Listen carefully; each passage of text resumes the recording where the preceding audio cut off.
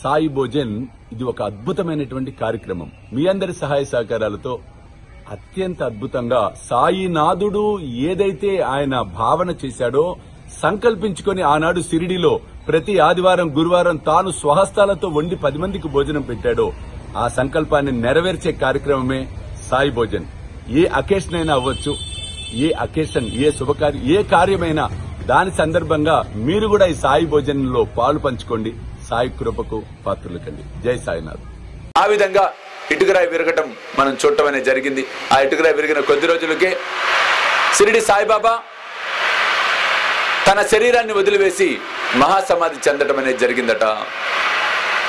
ఆ తర్వాత సమాధి చెందిన తర్వాత బాబా భౌతిక శరీరాన్ని గోపాలరావు బూటివాడలో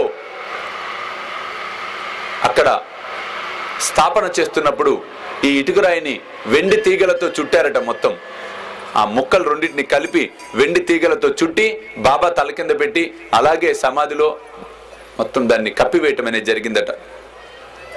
ఆ విధంగా ఇటుకరాయితో బాబా అభినవ సంబంధం. అంటే పరబ్రహ్మ స్వరూపుడు అండి.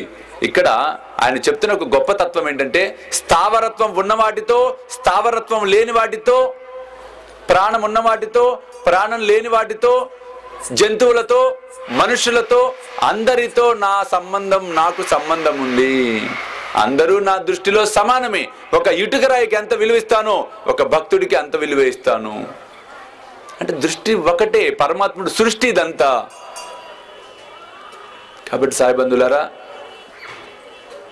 మనుషులను, జంతువులను, ఎవరైనా వచ్చు, జీవులను ప్రేమించండి అంటున్నాడు షిరిడి సాయిబాబా. ఎదుటి వారిని ప్రేమించండి. అది కుక్కే కదా అని రాళ్ళ పెట్టి కొట్టకండి దయచేసి. లేదు ఇంకోటి కదా, ఇంకోటి కదా, ఇంకోటి కదా. బాబా అన్నాడు, ఏ జంతువైనా, ఏ వ్యక్తి అయినా ఊరికనే నీ ఇంటికి రాడురా, రుణానుబంధం ఉంటేనే వస్తారు. కాబట్టి అరవకు, నువ్వు కూడా కుక్కలాగా మొరగకు అన్నాడు బాబా.